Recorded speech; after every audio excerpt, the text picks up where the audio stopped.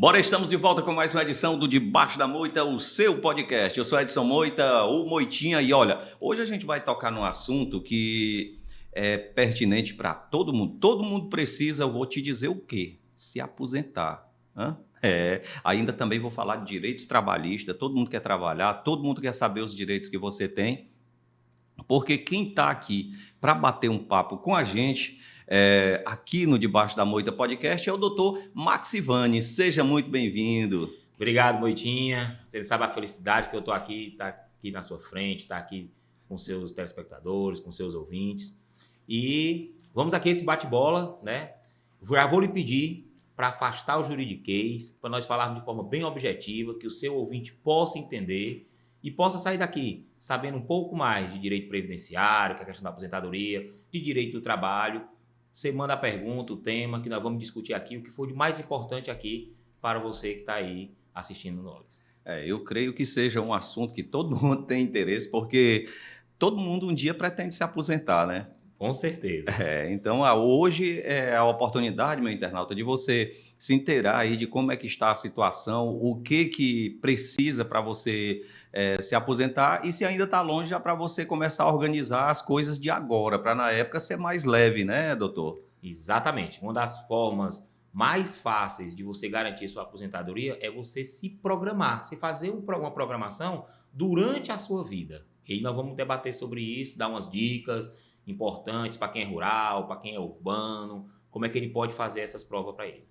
Eu vou logo antecipar que o Dr. Maxivani é advogado, mas eu queria que você se apresentasse e falasse um pouco da sua história do Maxivani pessoa e o Maxivani profissional. Bora lá.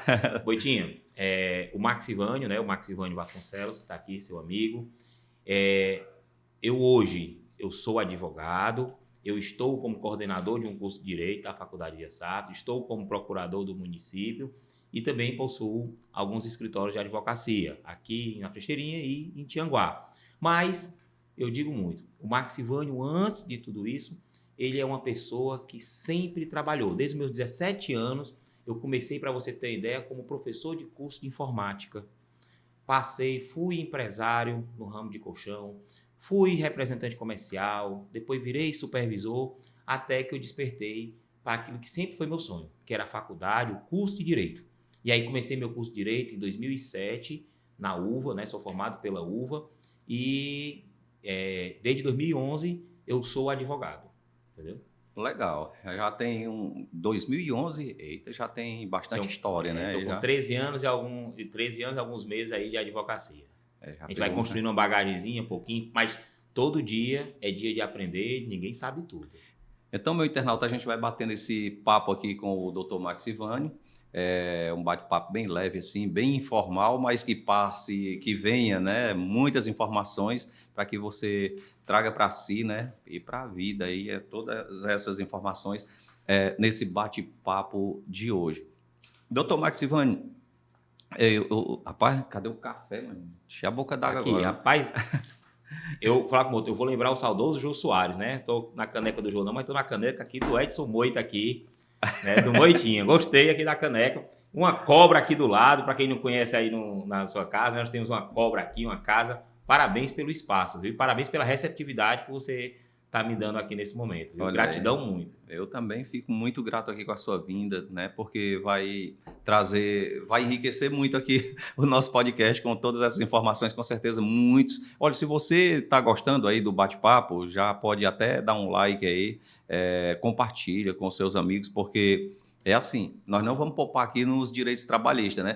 Rapaz, eu tô achando que alguém pode ficar com raiva, não? Mas mesmo assim a gente tem que falar. Ninguém pode esconder porque o direito está aí. Exatamente. Se você for começar com o direito de trabalho, eu já lhe digo. O direito de trabalho ele protege tanto o patrão quanto o empregado. Ou seja, tanto o empregador quanto o empregado. Entendeu? Doutor, eu pesquisando, eu vi que mais de 2 milhões mais de 2 milhões de ação por ano, né? Que o pessoal dá uma entrada na justiça do direito do trabalho. O que você tem a dizer sobre isso? Boitinha, o direito do trabalho, eu costumo dizer que eu acredito que ele seja até pouco demandado pela quantidade que ele poderia ser. Do tipo, Frecheirinha, nós não temos, dentro da cidade de Frecheirinha, Nenhum fórum, mas nunca teve um fórum trabalhista, para você ter ideia. Porque o nosso fórum aqui é o fórum de Tianguá, né? Ou seja, é a vara de Tianguá. Lá os números Lá tem de lá, um fórum trabalhista. tem um fórum trabalhista. E eu vou lhe dar os números de lá. Os números de lá, se não me engano, no ano passado foram 2.400 ações só na cidade, não na cidade de Tianguá, na vara de Tianguá, que abrange toda a territorialidade da Serra da Ibiapaba, né? E essa demanda, ela vai de vários motivos, né? Ela pode ir de um simples falecimento de uma pessoa, onde a empresa é obrigada a demandar, fazer uma conciliação de pagamento, como a maior demanda é a supressão dos direitos trabalhistas por parte dos empregadores. Entendeu? Então, assim, eu acredito que 2 milhões para um país que nós temos 220 milhões de habitantes em média, eu acredito que seja pouco demandada a justiça do trabalho, entendeu? Eu acredito que mais. E é uma justiça que, vez ou outra, ela sofre pressão ou para se fortalecer ou para se enfraquecer. Só para você entender, já teve estudos para virar uma justiça federal. Federal já desculpa, para se juntar com a Justiça Federal, que é a Justiça da Aposentadoria, aquela aí que nós vamos ter aqui, temos em Sobral também. Sei. Rapaz, aqui é uma cidade empreendedora, uma cidade com várias fábricas, e aí a gente vai falar muito sobre os direitos trabalhistas. Vamos começar falando, por exemplo, das grávidas. Quais são os direitos que as grávidas têm diante? Porque nós sabemos que gravidez precisa com muita frequência a pessoa visitar os médicos, né, e ver como é que está. Isso em situação comum. Tem outras atípicas aí que é mais complicado.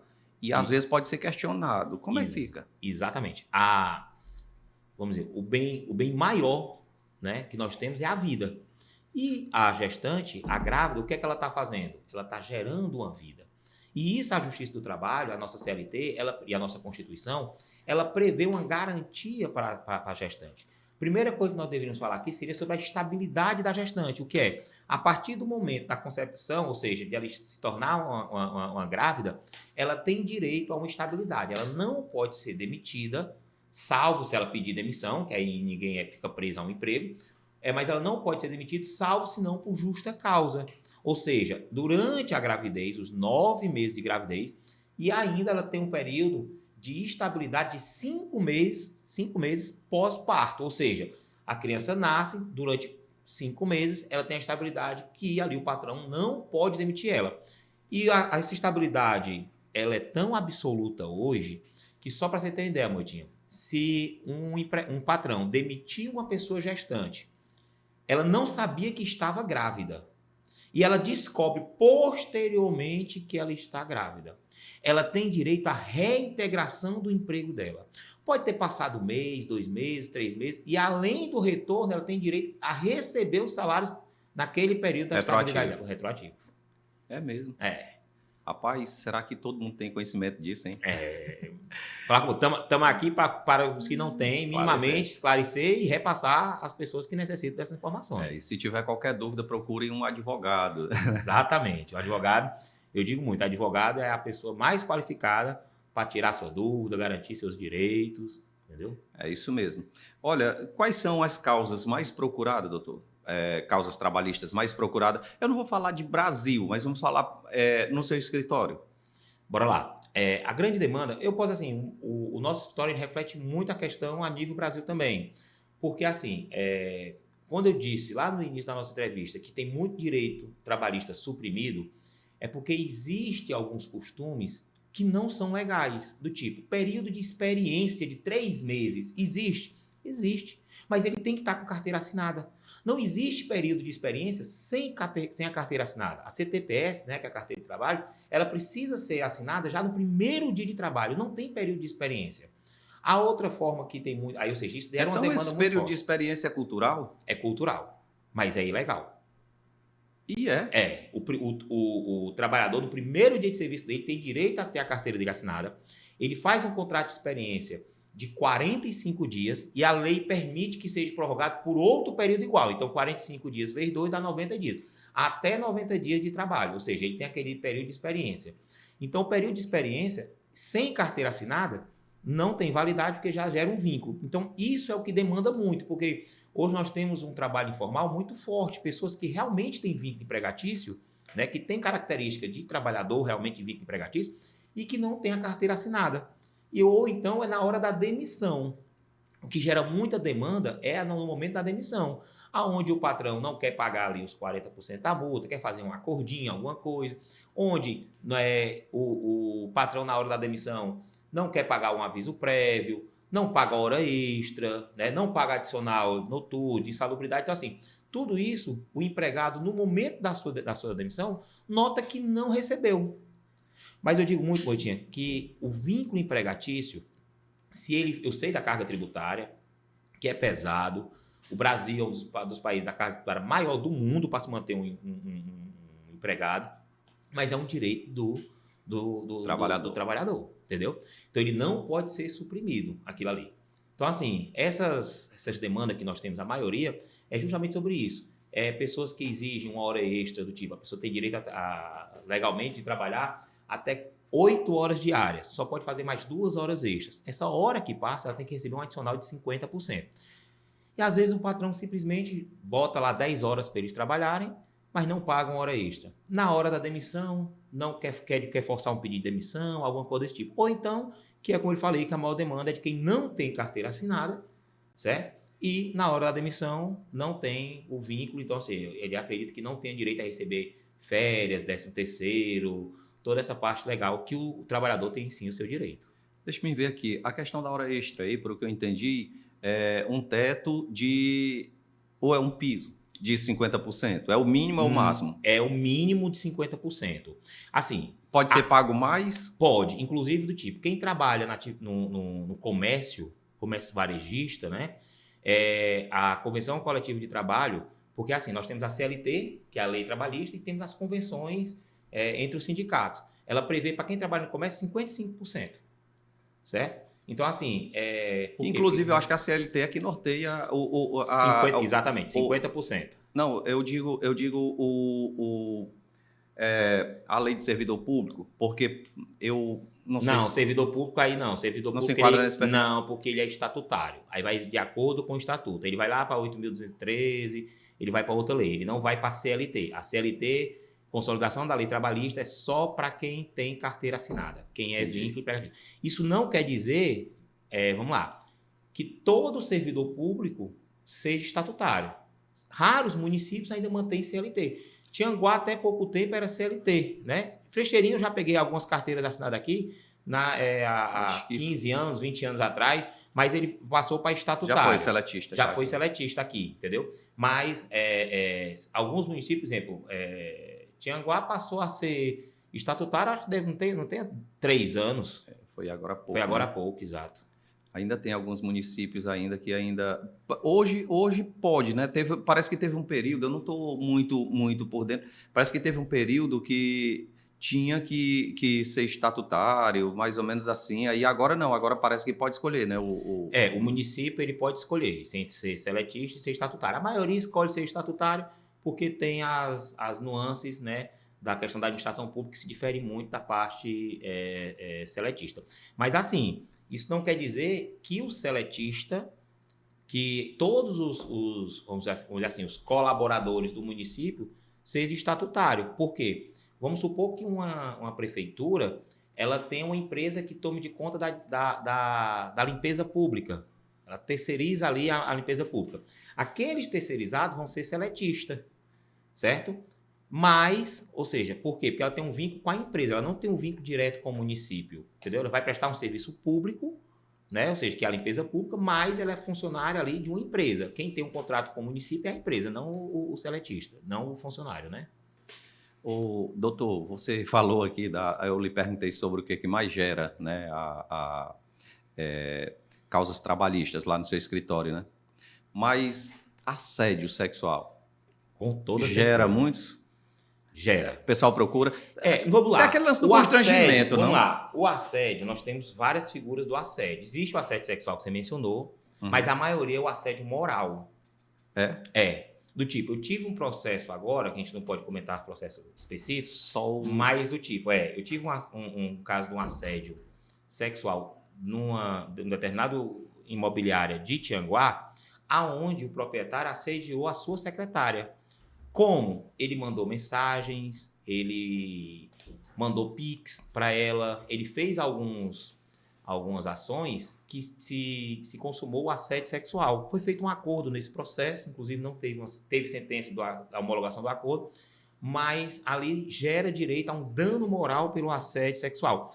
E mais, o assédio sexual, como o assédio moral, gera o direito de o funcionário sair da empresa e receber todos os seus direitos. Não vai configurar como abandono de trabalho.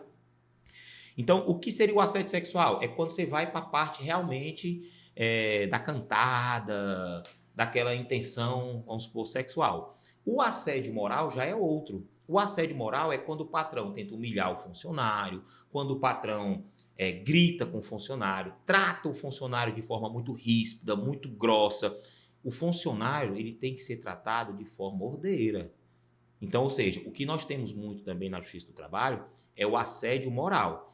Aí eu toquei num assunto, Moitinha, que é a questão de dizer, ela pode sair, ou ele, né, pode ser um homem também, que esteja sofrendo assédio sexual ou moral. Assédio, sobretudo o assédio moral, né? O assédio moral, tanto faz homem quanto mulher. Mas, assim, existe um artigo na CLT, que é o 483, né, que ele dispõe sobre um institutozinho. Eu disse que não ia falar o juridiquês, mas que chama de rescisão indireta. Eu costumo dizer que a justa causa do funcionário, ele dá a justa causa para o patrão. Porque a gente só fala da justa causa do patrão para o funcionário. Você roubou, justa causa. Tá faltando demais, justa causa. Você perdeu todos os seus direitos. Não é bem assim. Mas também tem a, entre aspas, justa causa do patrão. O funcionário vai dar uma justa causa no patrão, que é o que eu chamo de rescisão indireta. Qual é a diferença? É que na justa causa do funcionário, o funcionário vai embora. O patrão continua. Na justa causa do funcionário, não é que ele vai botar o patrão para ir embora. Mas o que é? Ele vai ter direito à rescisão do contrato dele como se ele tivesse sido demitido com multa do FGTS, podendo sacar o FGTS, podendo receber o seguro-desemprego, tudo aquilo que ele tivesse direito se ele tivesse sido demitido. E mais algum valor ali, muitas vezes, por questão de dano moral. E não, o 483, ele não abrange só o assédio, do tipo, se uma empresa tem FGTS e está atrasado, empresa que não paga hora extra, tudo isso a gente tem direito, a todas as verbas trabalhistas que ela suprimir, ela dá direito ao funcionário a pleitear ali o que nós chamamos de rescisão indireta ou justa causa do empregador, né? Doutor, essas causas são muito complicadas de ganhar, muito difícil. Porque às vezes... tudo no direito é prova. Às vezes a pessoa olha assim, eu acho que não vou nem compensa colocar na justiça, então vou arrumar problema. Você tem que ter provas. O direito não é o que você conta, é o que você prova. Eu digo muito que no direito você tem duas verdades. Uma é a verdade real e a outra é a verdade legal. Por quê? A verdade real é aquilo que realmente aconteceu.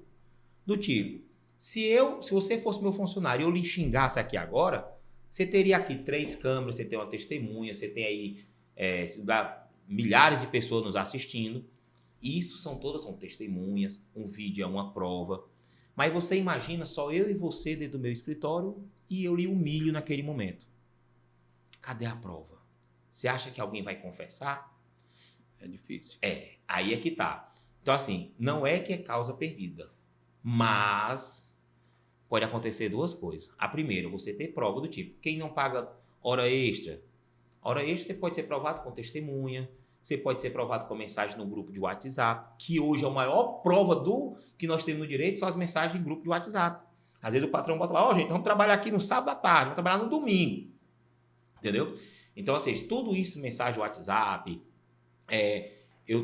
causas a pessoa, questão de provar o vínculo, a pessoa faz uma foto com a empresa, uma pessoa faz parte de um vídeo de uma empresa, né?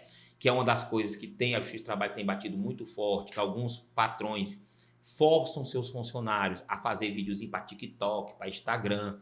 Não, você tem um direito de imagem. Aquilo ali não é sua função dentro da empresa. E se a pessoa se negar a fazer? Ela não pode ser demitida por isso, não. Mas se ela fizer, ela tem que fazer de livre e espontânea vontade. Não, ela tem a vontade, ela quis, ela gosta, porque, né? A gente sabe que a maioria dos empregados, dos funcionários, faz gostar daquele momento de brincadeira, aquele momento de descontração, faz a propaganda. O que não pode é o forçado. Deixa eu deixar bem claro isso, né?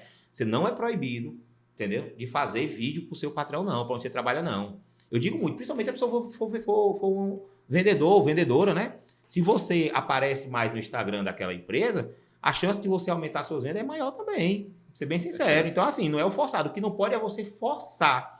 Eu advogo com um restaurante e o restaurante resolveu fazer um vídeo das pessoas bebendo uma determinada cerveja.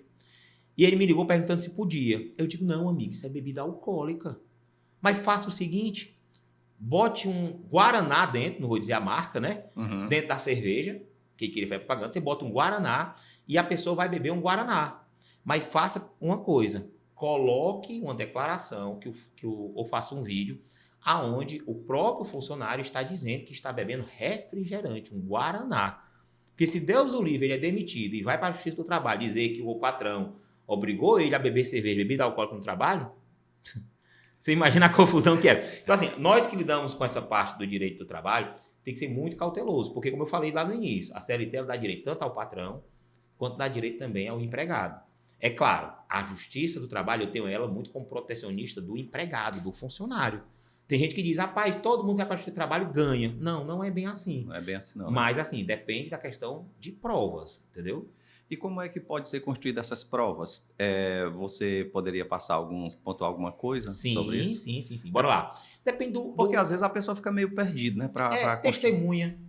Ó, eu tive um processo em Sobral que a pessoa... Você imagina, um vigilante noturno de uma obra. Quem é que vai ser testemunha dele? Os morcegos? Né? As corujas? Meio Então, complicado. ele trabalhava sozinho no prédio. E eu perguntei para ele, eu vou chamar Antônio, mas não é o nome dele. Seu Antônio, onde é que fica esse prédio? E ele disse, doutor, esse prédio fica lá no tal canto, em Sobral. Vou dizer que eu posso dizer onde é a região. Uhum. É no Parque da Cidade. E eu digo, certo. E no Parque da Cidade, na frente, passa muita gente. Não passa? Passa. Não, inclusive, doutor, tem um bocado de gente que caminha lá. Tem gente que faz caminhada, tem. Será que a gente conseguia achar uma pessoa que faz caminhada? Rapaz, tinha 2 pessoas que sempre sentava, conversava comigo para descansar, inclusive com um cachorrinho. Vá lá hoje à noite e converse com essas pessoas. Diga aí que o esposo, que era um casal, o homem disse, não, eu vou como testemunha seu. E na hora da audiência, foi a coisa que o juiz perguntou. Deixa ele fazer uma pergunta. Você sabe se ele trabalhava no prédio? Sim, ele trabalhava. Como é que você sabe? Porque eu faço caminhada na porta. Olha. Mas qual era o horário dele? Bem, o horário que ele saiu, eu não sei. Eu sei que às 19 horas eu estava fazendo caminhada, terminava às 20 horas e ele continuava lá sozinho naquela obra. Então, ou seja, ele já provou que ele todo dia de segunda a sexta estava lá, então ele já provou um vínculo. Então, ou seja, a testemunha ela é uma prova. Quem que não pode ser testemunha? O seu parente, até 3º grau, o seu irmão. Mas uma pessoa que via você trabalhar do tipo, você era funcionário de um determinado mercantil. Não tem um cliente que vai lá fazer compra? Ele pode ser uma testemunha. Outro tipo de prova, a documental.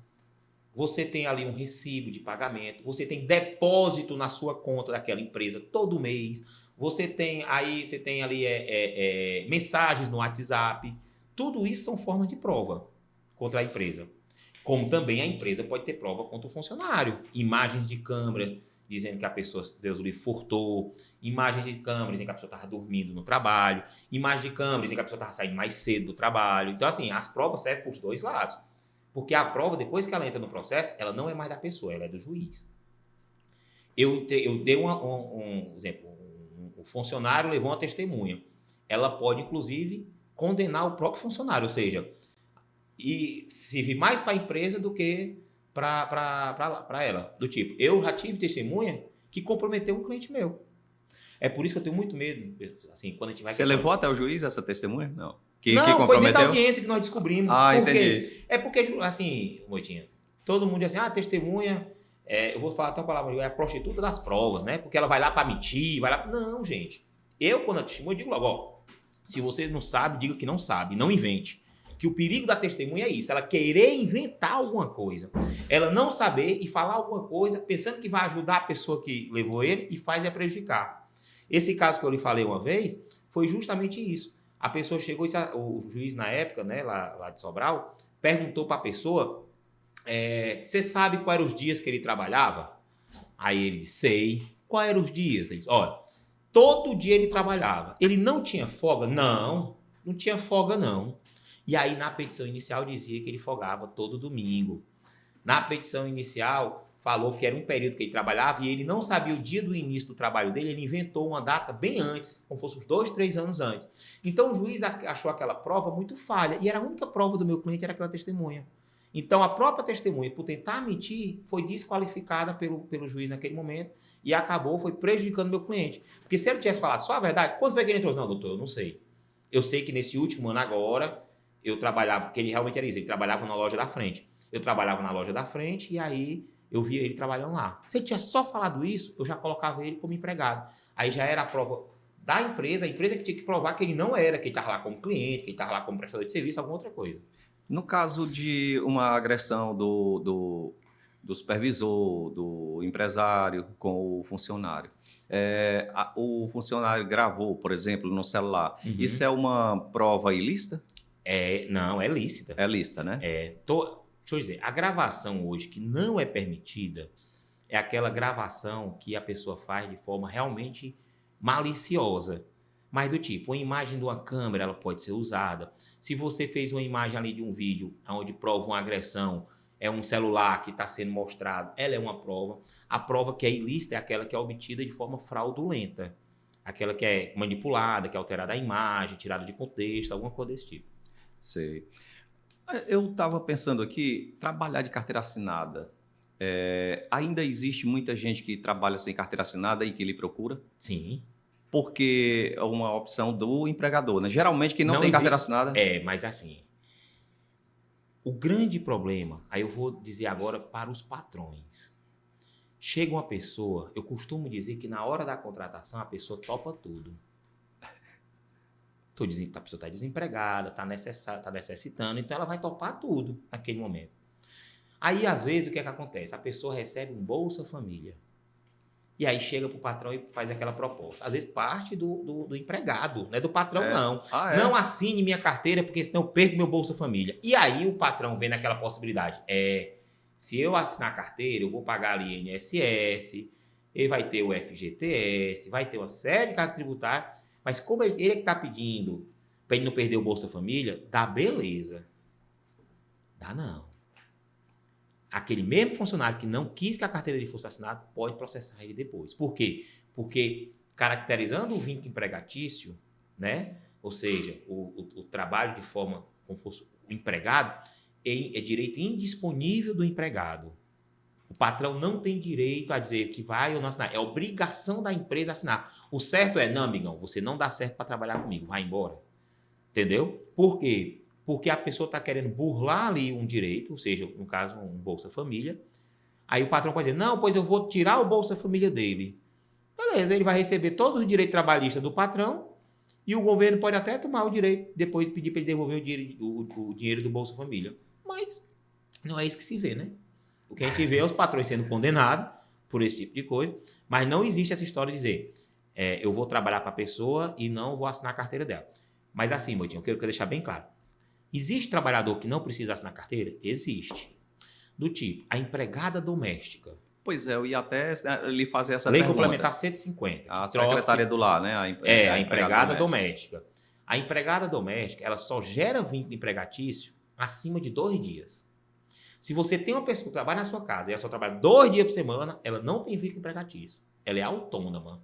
Ela é uma prestadora de serviço. Ela é uma diarista para você.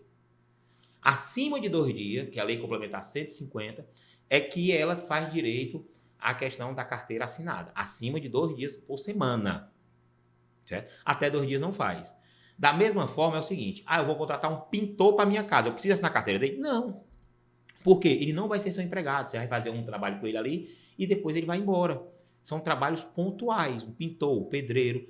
Mas cuidado. Se você é dono de uma construtora, não.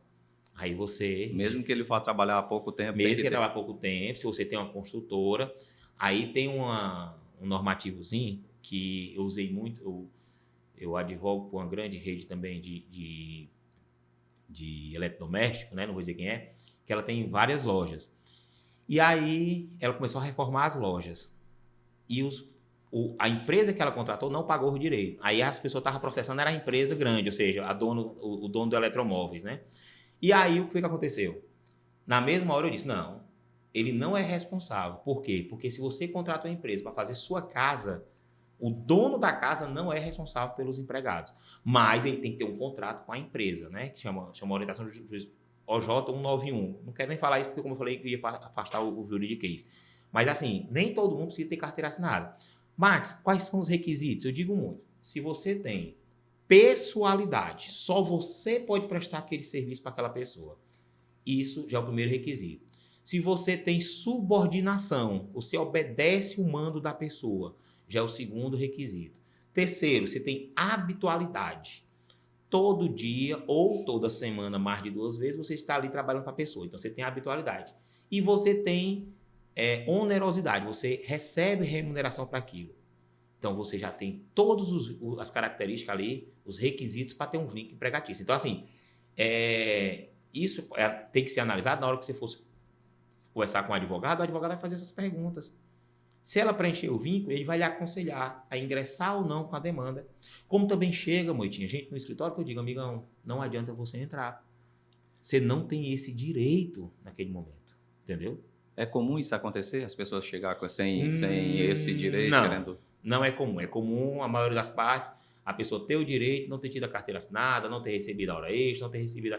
Porque, assim, às vezes a pessoa não sabe o direito dela do tipo de um adicional de insalubridade, né? Do tipo, você é um funcionário que tem direito à insalubridade. Uhum. Ou seja, você tem uma atividade ali que pode gerar uma contaminação, né? Você trabalha com produto químico, isso. Você trabalha do tipo, serviços gerais, tem direito à insalubridade? Depende. Se ela for de um shopping que tem 1.000 pessoas passando, 2.000 pessoas passando por dia, ela tem direito sim à insalubridade. Periculosidade, aí vai variar de acordo com o grau, né? Uhum. Que você vai entre 10%, 20% e 40% a mais da sua remuneração. E periculosidade do tipo, todo frentista de posto, certo? Ele tem direito à periculosidade. Por quê? Porque ele corre um risco de vida naquele momento. Policial, né? Aí o policial, ele entra pelo estatutário, tem que ver o estatuto dele. Entendi. Mas do tipo, o frentista, o eletricista, se ele trabalhar com rede energizada, ele tem direito à periculosidade também. Por quê? Porque ele corre risco de morte, que é um choque elétrico. Então, esses direitos são muito tolhidos naquele momento, entendeu? Insalubridade é um benefício adquirido para quem trabalha com uma coisa que pode gerar um problema no futuro ou uma doença, uma enfermidade, uma redução ali. Eu digo, os professores tinham até pouco tempo, né? Que era a questão do pó do giz, né? O pó do giz fazia mal. Acabou o pó do giz. Acabou, já é só o pincel atômico, né? Aí a periculosidade é o pincel atômico. A insalubridade Ontem eu quase estrago o quadro da faculdade lá. Trocaram meu pincel lá e botaram um pincel permanente. Eu passei lá no quadro, ficou lá. E o Zé Eduardo, que é um aluno nosso, pega ali álcool, pelo amor de Deus, antes que estrague o quadro. Assim. Mas o pó de giz, antigamente, dava aos professores da rede, inclusive particular, o direito da insalubridade. Né? Porque, assim, insalubridade é risco de contágio de alguma enfermidade. A periculosidade é o risco de morte. Já é uma virada de chave, é uma coisa que pode acontecer a qualquer momento. Isso. Um posto de gasolina pode explodir, pode pegar fogo, entendeu? A pessoa morre, Deus o livre, né? Pois entendeu? Tem essas possibilidades. Insalubridade, pra você entender, insalubridade é algo que a gente não imagina. Eu teve um processo meu que nós logramos êxito em insalubridade, motorista de trator. Por quê? Trepidação. A trepidação está no meio do tipo, eu tenho um processo agora para dar entrada que é de uma pessoa que trabalha exposta ao sol. Gera insalubridade? Depende. Porque se a empresa fornecer luvas, protetor solar, chapéu, ela elimina a insalubridade. Aí ela não faz direito, se ela provar que entregou os EPIs. Mas se não, ela tem direito à insalubridade. Rapaz, o meu braço aqui tá meio complicado aqui. Mas você já recebe. Já. Eu já tava pensando já paga que eu sei. Pois é. Aqui sobre ainda a empregada doméstica. Ela, quando almoça na casa que ela trabalha, esse período, por exemplo, ela trabalha os 2 turnos, manhã e tarde, só que ela almoça na casa que ela trabalha. Depois, se ela quiser entrar na justiça contando que fazia hora extra nesse horário corrido, não sei se posso chamar, ou sei lá, ela almoçou porque o pessoal, não, fica aqui com a gente, almoce, e ela não trabalhou naquele momento, mas se ela quiser. Aí ela vai ter que provar que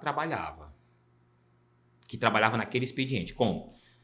O empregado doméstico, Mas se ela É uma estiver na figura casa... muito difícil de se provar alguma coisa. Se ela estiver na casa, não quer dizer que ela está trabalhando. Não. Entendi. Não necessariamente, porque do tipo, ela pode almoçar na casa, sem problema nenhum, mas ela tem aquele intervalo ali, né, pela CLT, no mínimo meia hora, né, e pode até 2 horas, ou seja, ela vai ter ali o seu direito de descanso, ela tem um quartinho para ficar, ela tem um local para ela descansar, alguma coisa tipo uma cadeira, alguma coisa, não precisa ser isso. Mas o que é que gera o descanso? É ninguém tá perturbando ela. Ninguém tá pedindo nada a ela. Não quer Se dizer a patroa existe, terminou de comer, lava os pratos. Opa, peraí. Ela tem direito, sim. Por quê? Porque ela não teve descanso. Aquele momento da alimentação que ela teve ali, não dura 15 minutos. E outra, aí, ou seja, ela parou para a refeição, ela vai passar meia hora, 1 hora comendo? Não vai. Então, assim, aí às vezes a pessoa não tem prova, Moitinha. Mas o advogado pode saber fazer uma audiência de instrução e extrair uma confissão do patrão. Do tipo, deixa eu te fazer uma pergunta, Moitinha. Você é o... Aqui nesse momento você é o processado, né? Eita! Aí você tem um empregado. Aí eu digo, ela almoçava na sua casa? Aí você, almoçava. Quando ela terminava, ela lavava o prato dela? Lavava. E aí, já lavava o seu também? Sim. Pronto, você acabou de confessar que ela não teve descanso. Tá vendo como é a forma de pergunta? Entendi. Deixa eu fazer uma pergunta. Ela almoçava que hora? 12:30, 12:40. Beleza. Mas foi uma pergunta. Eu soube que seu filho vai para a escola 1 hora. Quem é que prepara o material dele? Quem é que prepara o lanche para ele ir para a escola? Não, era ela. Que horas? Não, ela terminava de almoçar, ela preparava o lanche. Pronto. Acabou de confessar que ela não tinha um intervalo ali entre a jornada. Tô certo? Então, assim, a forma também de provar, às vezes, pode ser extraída do depoimento do patrão, como pode ser o contrário. De doméstico, eu tenho uma bem rapidinho aqui, uma história que eu fiquei pasmo. Uma determinada dentista de Sobral, tem muito dentista em Sobral, né? A gente pode falar. Não, Ela... pode falar um milagre, não falando ao santo, tá bom demais. Você me acredita que nós fizemos um acordo com ela porque ela provou, através de mensagem de WhatsApp, que essa dentista não permitia ela beber a água mineral. Tu acredita? Chegou a esse ponto. Ela simplesmente decorava onde é que estava o garrafão. Ela disse, não, porque senão ela bebia a água toda. Meu irmão. Como é que uma pessoa bebe água toda? Um garrafão de água é R$5, R$6. Então, assim, era tratado quase como escrava essa menina na época. Eu me lembro bem. Isso já tem uns 8 anos, essa história. E na época o juiz olhou para a dentista e disse, senhora, me desculpa, mas água potável é minimamente o que você poderia garantir com um funcionário seu, né? Então, assim, cruel, é não? Cruel. Cruel. Eu não... E aí, ou seja, foi na hora do depoimento que ela disse, não é porque senão ela bebia a água toda. Ela confessou no momento, entendeu? Aí o juiz, na época... Réu confesso mesmo. Réu confesso mesmo, entendeu? E na Justiça do Trabalho, a confissão não gera nenhum atenuante, não. Porque no criminal, se você confessa, você tem uma redução de pena, né? Uhum. Na Justiça do Trabalho, se você confessar, você vai pagar mais. Olha, mas ainda insistindo aqui, para ficar bem claro para o meu internauta, né? E se a pessoa faz por conta própria? Porque tem gente que é muito elétrica. Por exemplo, digamos que eu tenho uma secretária aqui, ela está almoçando comigo, mas eu digo aqui em casa, sim, com a sim. família. Terminou de comer, ela Depois pegou... me passa o contato dela, viu, para me ter. Dá certo. Eu já vou entregar meu cartão para ela. Viu? Pronto, ó, já vou passar... Sim, aí diga lá. Pois bem, aí ela terminou de comer, ela pegou o prato de todo mundo, levou para a pia, depois pegou um paninho, limpou ali a mesa, ela resolveu fazer isso. Tem algum questionamento? Ela está trabalhando? Ela está trabalhando. Por mais que ela queira trabalhar. O patrão, o funcionário, ele tem subordinação, ele manda o que o patrão obedece.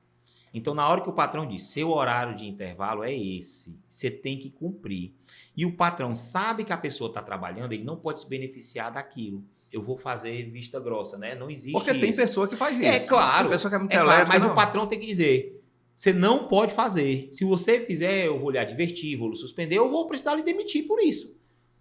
O patrão não pode se beneficiar também da agilidade da pessoa, não, entendeu? E eu digo para os patrões, e tomo muito cuidado com isso, porque como eu lhe falei, quando a pessoa está desempregada, a pessoa diz que faz hora extra, que faz isso, que faz aquilo, faz o serviço até que não é dele.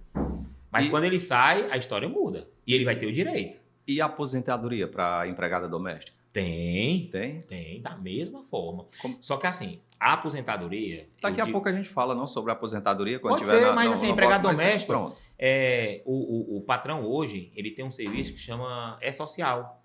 E ele entra na plataforma, ele mesmo faz o cadastro pelo E-Social, ele mesmo faz a assinatura da carteira da sua empregada doméstica. E é uma curiosidade, porque o empregado doméstico, ele tem um pagamento diferenciado.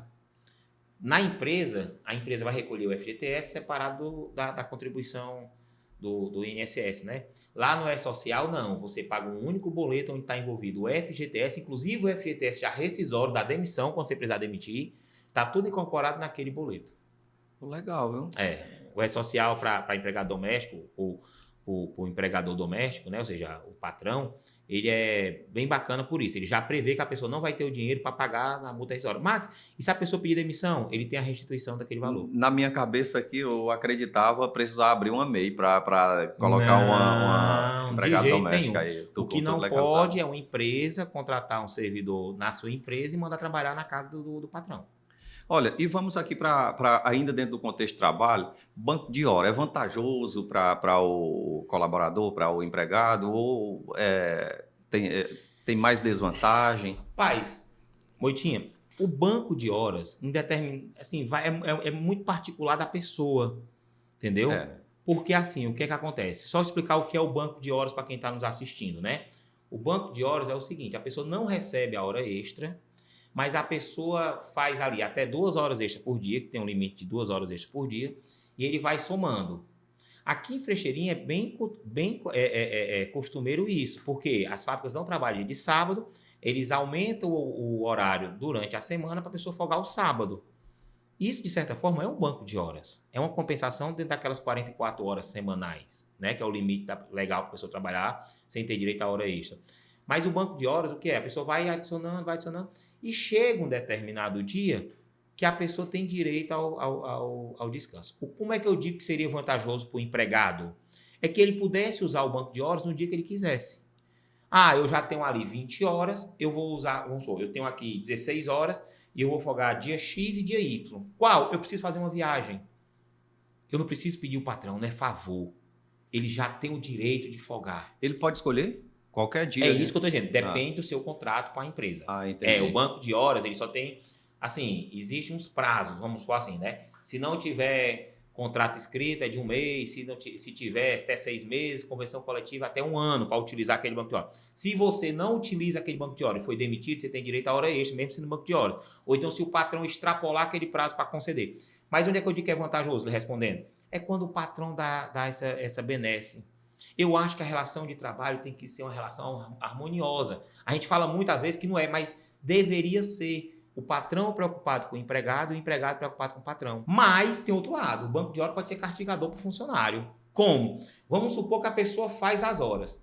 Aí o que é que o patrão faz? Pai, nós vamos folgar quando? Segunda-feira de carnaval. Oxe, segunda-feira de carnaval já é quase um feriado, né? A pessoa bota lá para a pessoa folgar na segunda-feira de carnaval. Ou então ele bota para folgar em dias que não é de interesse do funcionário. Porque muitas vezes, eu digo assim, o marido e a mulher trabalham em empresas diferentes. Aí ele tira férias no mês de março, a mulher tira no mês de maio e os meninos estão de férias em julho. Não serviu de nada, porque nem ele pode fazer uma viagem para ver os familiares, porque a mulher está trabalhando e a criança, e no dia que ela estiver de férias, não está trabalhando também. Então o banco de horas pode servir para isso. Patrão, vamos ajustar aqui? Eu vou tirar tal período, que é a mesma época da férias da minha esposa, eu queria tirar ali 1 semana, né? Compensar essas horas que tá. Então, assim, eu acho que dá para os dois lados fazer uma forma harmoniosa, né? E é isso que deve se buscar, uma forma harmoniosa de trabalho. Eu vejo que a empresa também se beneficia, porque se ela tinha que pagar como hora extra com pelo menos 50% do valor da hora, né? E está pagando com 1 hora exata de trabalho, então é assim, a questão de entrar no consenso para ser um dia que seja interessante para o funcionário, eu acho que o empreendedor não estaria perdendo nada com isso, não. Mas tem que entender que ele vai ter que parar um posto de trabalho dele ou contratar outra pessoa para estar no lugar. Então, assim, é uma coisa que os dois lados, se for harmonioso, ganha. Se não for, os dois podem sair perdendo. A empresa realmente, no financeiro, ela pode economizar algum valor. Mas se pensar pela questão da hora trabalhada, eu posso entender que não, porque ele está pagando outra pessoa para suprir o local dele, entendeu? Para outro assunto que eu queria entrar aqui, dizem que o primeiro home office que teve no Brasil foi o Dom Pedro, né? Que ele do Rio de Janeiro ele administrava Portugal, né? É quase assim mesmo, viu? Não tem... Mas entrou em moda o home office agora no período Da pandemia. da pandemia, né? E hoje é muito comum, várias empresas têm home office. Até qual é o limite de cobrança, por exemplo? Pode ser cobrado carga horária de quem faz home office? Sim, pode sim. Ó, vamos supor que uma empresa, eu digo isso, eu digo assim, um processo que eu tive, né? Então eu tive um processo de uma empresa de contabilidade de Sobral, que a pessoa morava em São Benedito. Na pandemia ela foi morar em São Benedito e ele adotou o regime de home office. O fato dele ter ido para home office não quer dizer que ela não possa voltar para presencial, não. Ela pode voltar, ele só tem que avisar antes que ela vai voltar para presencial. Max Ivani, mas como é que vai provar a hora extra no home office, né? Deixa eu lhe fazer uma pergunta. No home office você vai trabalhar com o sistema, não vai? Sim. Você tem login e senha para acessar o sistema, tá certo? Sim. Se você não quer que ele faça a hora extra, você limita no sistema que ele não pode mais acessar aquele determinado sistema que você vai trabalhar só às 8 horas. Se ele disser, não, eu trabalhava mais. Como se não tinha um sistema? Você entendeu? Mas existe uma vaga, uma permissão da CLT que não é da pandemia, é de bem antes, quando você vai lá para a questão das horas extras, que são os funcionários que não são regidos por controle de jornada, que não tem controle de ponto. Do tipo, um vendedor externo, como é que eu sei a hora que ele trabalha, se ele não tiver controle de ponto? O home office pode ser do mesmo jeito. Ele pode, no contrato dele de home office, prever que ele vai trabalhar 8 horas, ele vai escolher as 8 horas dele. O que não pode é eu obrigar ele a todo dia acessar o sistema 8 horas da manhã e desligar o sistema tal hora, ou então só dizer que ele vai só iniciar o trabalho e não dizer qual hora que ele vai terminar. Então, o home office, existe sim algumas formas de você provar. Através do WhatsApp, eu atendia cliente aqui durante várias horas, né? Assim, o home office também tem direito à hora extra. O patrão tem que saber controlar a hora do home office também. Porque o home office tem o mesmo direito E se o patrão pedir câmera para ver? No home office? No home depende office. de onde ele esteja. Na casa dele, ele pode ser considerado uma câmera dentro da casa dele como invasão de privacidade. Pode gerar, inclusive, ali um assédio não sexual, mas um assédio moral, um dano moral pela essa exigência do patrão, entendeu? Não tem... Porque, assim, ele, apesar de ser um funcionário, mas ele está na intimidade do lado dele, né? Então, assim, às vezes pode ter ali um momento, sei lá, um filho, uma filha passando de sutiã, alguma coisa, e aí é comprometedor, né? Essa câmera não pode, não. Então não pode, não. Caso seja falar com o outro, no meu entendimento, eu entendo que seja proibido. Doutor, se você pudesse mudar uma lei trabalhista hoje, qual você mudaria no país? Bora, não seria uma lei toda, seria um dispositivo que é a questão da jornada de trabalho. Porque assim, nós temos uma discussão muito grande agora na questão da jornada de trabalho, né? O projeto que tem apresentado é o famoso 4x3. Você trabalhar 4 dias e folgar 3. O nosso regime hoje é o que a gente chama 6x1. Você trabalha 6 dias e folga 1. Eu mudaria essa jornada.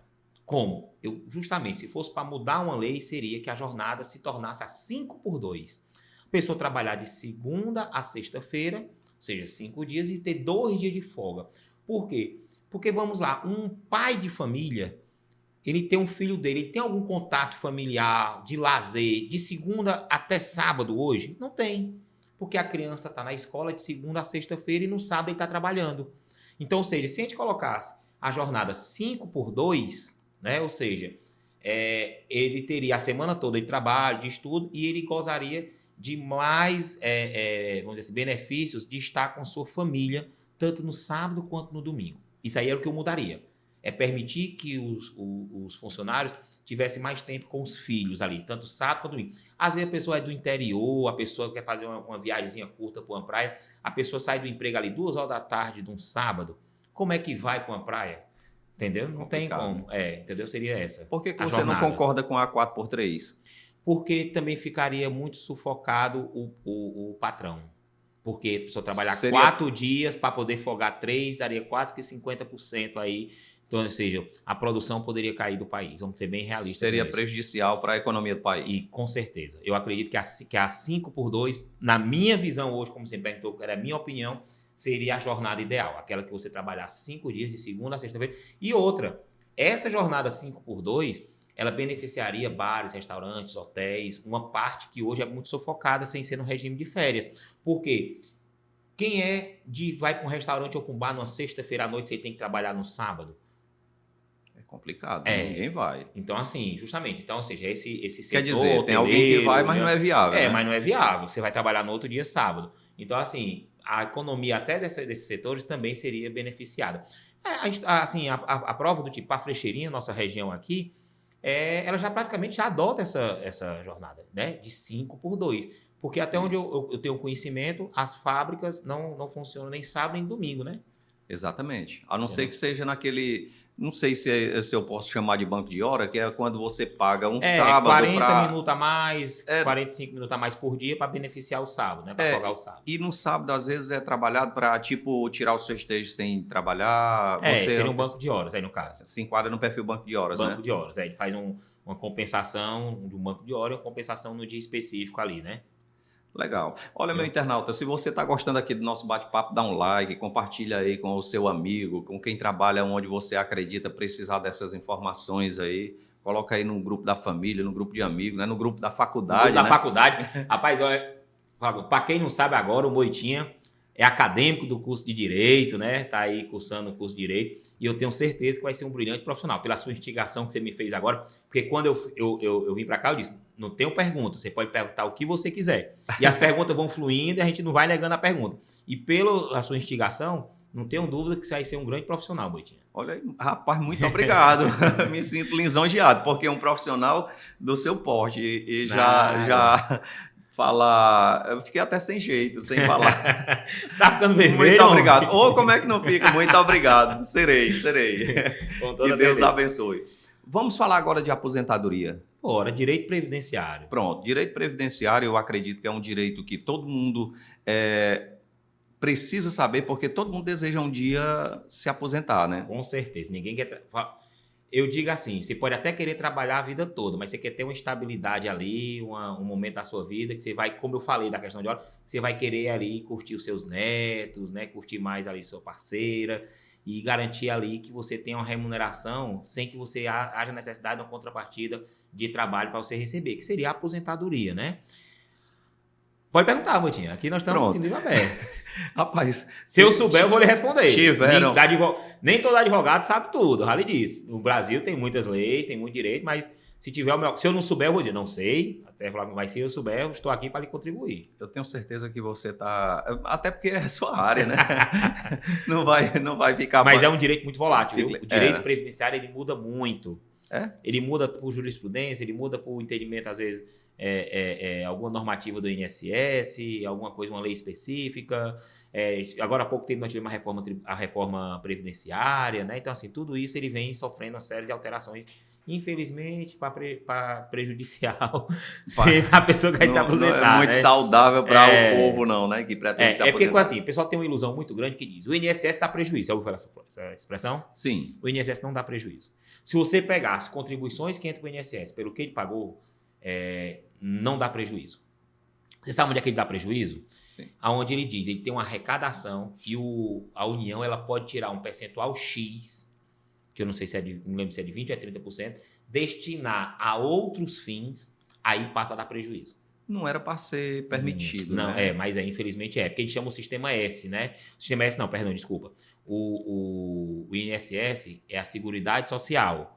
Então, a Seguridade Social não é só o INSS, a saúde também vem dinheiro do INSS, toda essa parte vem do dinheiro do INSS. É desviado assim, de forma legal, né? Transferido por uma forma legal para outro posto mesmo. Mas se for só para pagar aposentadoria, só para pagar pensões, seria viável. Doutor, eu até iniciei lá na hora que a gente estava falando de direito trabalhista, né? Do direito do trabalho, do trabalhador. Eu queria ver sobre a aposentadoria da empregada doméstica. Vamos logo começar, mas só que a gente vai falar de todos os tipos, né? Pelo menos a maioria dos tipos de aposentadoria, né? Pronto. Vamos delimitar 3 aqui, que seriam as mais interessantes, eu acredito. Pronto. A empregada doméstica que você colocou, né? Que ela vai para a aposentadoria urbana, então a gente vai juntar com a aposentadoria urbana, que eu vou explicar o que é, e a aposentadoria rural, que nós temos muito aqui no município de Frecheirinha. Isso. Pode ser? A empregada doméstica, ela tem sim direito à aposentadoria. Por quê? Porque desde a lei complementar 150, ela tem a contribuição dela ao INSS. Entendeu? Então, se ela tem contribuição com o INSS, ela tem direito, sim, de ser segurada. O que é ser segurada? É o INSS dizer, ó, se você se acidentar, nós vamos pagar ali um auxílio para você. Se você ficar gestante, nós vamos pagar ali o salário de maternidade para você. E se você trabalhar, né, de um período de tempo, que vamos tratar já a questão da aposentadoria urbana, você vai ter direito à aposentadoria. Ela se enquadra na aposentadoria urbana. Quando a gente diz aposentadoria urbana, é todos aqueles que trabalham na zona urbana. Vamos dizer assim, dentro da cidade. O perfil dela é o perfil de seletista, né? Não insalubre, É o perfil de seletista, é o perfil de seletista. Então, assim, quando você, o urbano, como é que funciona? Você vai com a aposentadoria por idade mínima. Homens, 65 anos, mulheres, 62. Só que tem um detalhe. Você tem que ter, no mínimo, 15 anos de contribuição. Aí, quando você vai para a aposentadoria, o que é que acontece? Você tem a idade mínima e o tempo de 180... Ele não fala 15 anos, ele fala 180 contribuições, quando você divide por 12, dá 15 anos de contribuição, certo? Mas hoje existe uma matemáticazinha que chama, para inserção do fator previdenciário. O que é isso? Max, eu trabalhei tantos anos, vamos supor, 35 anos, eu tenho direito a me aposentar hoje, né? Que seria a aposentadoria por tempo de contribuição. Na idade, está sacramentado, 65, 62, né? Desde que você tenha 15 anos de contribuição, ponto. Só que se você faz 35 anos de contribuição, a gente chama aposentadoria por tempo de contribuição urbano. Aí essa aposentadoria é que nós temos uma matemáticazinha. Hoje, em 2025, nós estamos 92 para mulheres, 102 para os homens. O que é isso?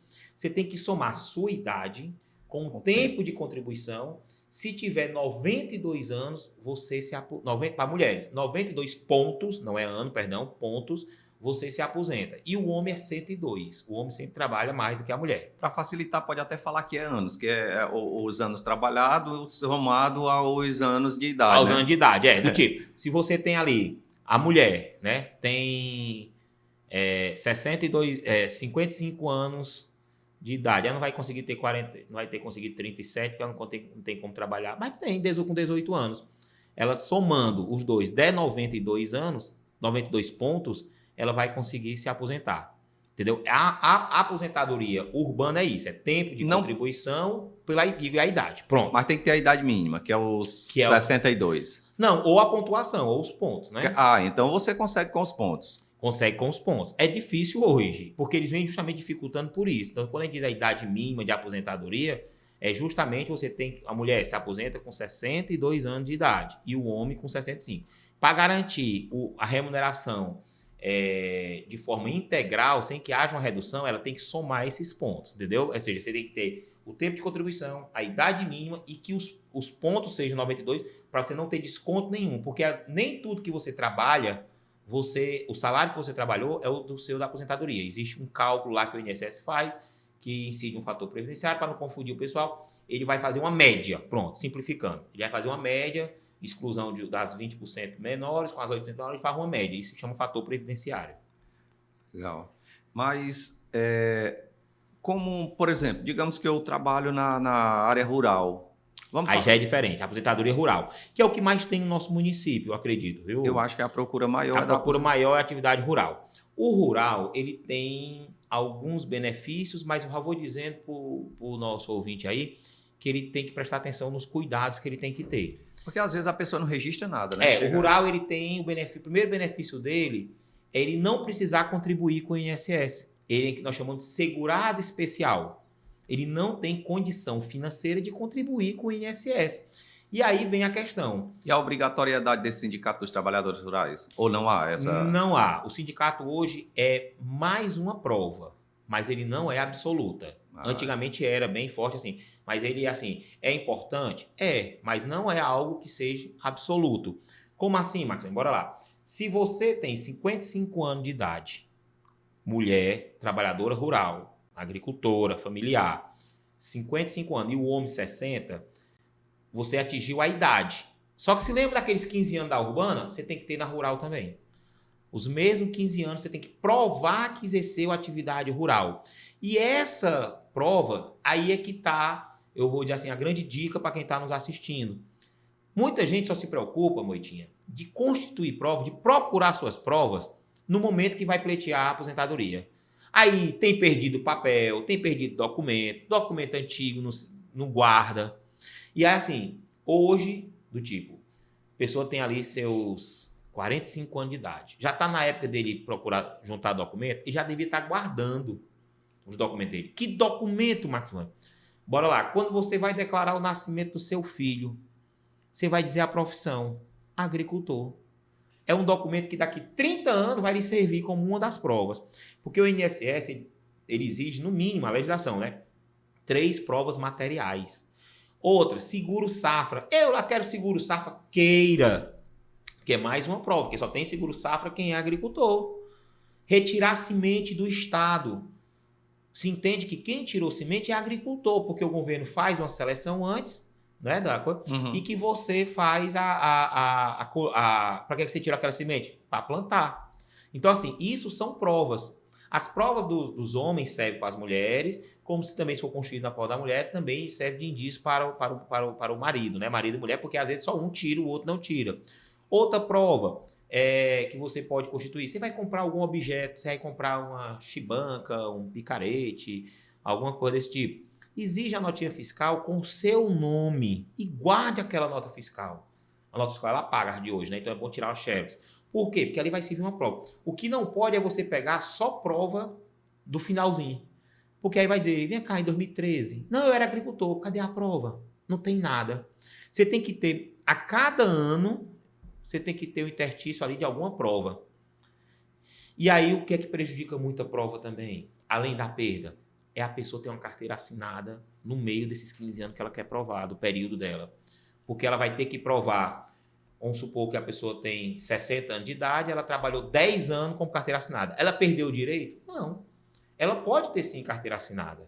O que ela vai ter que provar é que antes da carteira assinada ela era agricultora certos anos, e aí vem que quando ela baixou a carteira dela, ela voltou a ser agricultora. E como é que ela prova que ela voltou? Justamente pegando alguma dessas provas, e olha, ela começou a receber o seguro safra novamente. Abrir empresa no nome da pessoa. Posso abrir uma empresa? Pode, a pessoa não está obrigatória a ser rural a vida toda, não. O que a lei diz é que você tem que ter 15 anos como rural, como rurícola, né, que a gente chama, agricultora. Você pode ter tido carteira assinada, agora sim, o período que teve carteira assinada vai ser excluído e você tem que comprovar antes e depois que você exercer atividade rural. Não precisa pagamento para o INSS, não precisa obrigatoriamente você pagar o sindicato rural. Você pode fazer outros meios de provas, entendeu? Não precisa a pessoa morar dentro da roça, não precisa a pessoa ser moradora da roça. Do tipo, aqui em Frecheirinha, você mora aqui no centro, mas vamos supor que você tem um sítio lá no Pavão. Um sítio não, uma terra no Pavão. Você pode ser agricultor? Pode. Você não pode dizer que tem lá um sítio em Granja, Camusim, e dizer que está indo para lá todo dia trabalhar. É meramente possível, né? É meio complicado. Pois é. Mas assim, aqui no Pavão existem pessoas. Sua mulher pode ser CLT, ou seja, ter carteira assinada numa empresa, e você dizer que você é agricultor. O fato de uma prova de um pode servir para o outro, mas não quer dizer que uma vai prejudicar necessariamente a do outro, não. Rapaz, se, por exemplo, eu sou agricultor, né? Trabalho também, tenho criação de gado e resolvo vender leite para um determinado município, né? Aí tenho que oficializar, preciso abrir uma empresa, uma MEI, sei lá. Aí você já não é mais agricultor. Não me enquadro mais nesse perfil. Não, você é produtor rural. Produtor rural. Cuidado, existe a diferença entre o produtor rural e o agricultor. O produtor rural é aquele que produz especificamente para vender. O que dá direito à agricultor é a agricultura de subsistência familiar. Não quer dizer que você não possa vender nada. Não quer dizer isso. Você não pode ter aquilo como meio de comércio. Porque do tipo, vamos lá, um agricultor aqui, ele planta feijão? Planta. Ele planta arroz? Nós sabemos que alguns plantam uma plantaçãozinha de arroz. Mas cadê a plantação de macarrão? Não existe. Não né? existe. Tem que produzir, né? Tem que produzir. Aí o que acontece? Ele plantou o milho, ele plantou o feijão, ele plantou o arroz. E a carne, se ele não criar nada? Então, assim, o que acontece? Ele pode vender uma parte da sua produção para comprar algo para sua casa. Isso não é proibido. Ele pode ter uma pessoa que ajude ele, desde que aquela pessoa não seja remunerada financeiramente. Ela tem que ser ali vamos dizer assim, uma pessoa que colabore com ele, mas que também faça o mesmo parte da agricultura familiar, entendeu? Não tem problema nenhum. Às vezes, até porque às vezes filhos, né, os pais, ele tem ali Genro, né? o genro, tem uma parte da coisa. O que tem que tomar muito cuidado, né? É uma coisa bem simples às vezes na audiência federal, ele pergunta assim, como é que você agoa a sua plantação? Cara, não, tem um sistema de irrigação. Acabou-se. Você não é agricultor familiar, amigo. Você é um produtor rural. Então tem que tomar muito cuidado com isso. A pessoa tem um caminhão no nome. Por que você tem um caminhão no seu nome, amigo? Entendeu? Então, assim, é bem problemático. Mas, assim, na aposentadoria, ele tem que provar. O principal é provar que ele era agricultor. E juntar essas provas. A grande dica é juntar essas provas. Faça um planejamento previdenciário. Você pode chegar com a ajuda de um advogado. Entendeu? Chegar, rapaz, eu queria saber aqui uma dica, tal, como é que eu posso fazer? Tá aqui meu documento, o que é que eu devo guardar, o que é que não me serve, entendeu? Com o advogado seu de confiança, você vai lá, faz o atendimento com ele. E outra, tem vários direitos, não só a aposentadoria do agricultor. Salário maternidade, a agricultora tem direito do mesmo jeito da urbana. A urbana, inclusive, só voltar uma coisa, hoje está muito em voga, né? O STF tomou uma decisão que com a única contribuição você consegue o salário maternidade. Uma única contribuição. A única dica que tem faça a contribuição enquanto está gestante. Depois que a criança nascer, tem mais validade de nada. Pode não ter, né? Mas assim, em regra que não tenha. Mas a agricultora também tem direito à maternidade. Você teve filhos até 5 anos, ou seja, a criança não tem 5 anos ainda, vá atrás de um advogado, você pode ter direito a receber o seu salário de maternidade, né? Por quê? Porque você só tem que provar a condição de agricultora. Aí, ou seja, quando você teve a criança, provou que é agricultora, você vai ter direito de salário de maternidade da mesma forma. Uma coisa que eu sofreu um acidente, olha cortando, sofreu um acidente, da mesma forma. O homem da roça, ele pode sofrer um acidente. Se ele sofreu um acidente, o INSS está lá, ele é um segurado especial para pagar o auxílio doença, se ele adoecer, se ele sofreu um acidente, o auxílio acidente. Mas isso é fácil ou é muito complicado? Não é fácil. É fácil. Ele só tem que provar que ele era agricultor. Só isso. Entendeu? Se ele guarda essa documentação dele, ele vai dizer, ó, do tipo, um auxílio doença. Ele já tem 1 ano que é agricultor. Pronto, ele provou 1 ano, ele consegue pensão por morte, né? Se o seu esposo ou sua esposa era agricultora, faleceu, você tem direito à pensão por morte rural também, entendeu? A mesma coisa que a urbana tem, a agricultora também tem. Então, assim, o direito do agricultor, ele se assemelha muito. A única dificuldade porque o urbano, eu só tenho que provar que eu paguei. Sei. Né? Como contribuinte individual, ou como carteira assinada, e etc. O rural, a questão é das provas. Tem que juntar a prova. Então, assim, tudo que você tiver hoje, faça uma pastazinha. Geralmente, quem assiste é o pessoal mais novo, né? Eu acredito, né, Motinho? O pessoal de 30 anos, 40 anos. Se é você, guarde para você. Se você tem uma mãe ou um pai que é agricultor, chega para ele hoje e diz assim, papai, mamãe, vamos fazer seu planejamento previdenciário? Vamos guardar tudo seu? Eu lhe garanto que aquela pasta daqui 20 anos, quando ele fizer os 60 anos e ela fizer os 55, vai lhe servir de uma forma gigantesca como prova na sua aposentadoria. Guarde, facilita muito. Ah, Max, eu não tenho, não consegui, o que é que acontece? Você vai para a justiça, o INSS pode negar, você vai para a justiça federal e aí com um advogado você pode conseguir ali a sua aposentadoria e ainda receber o retroativo todinho.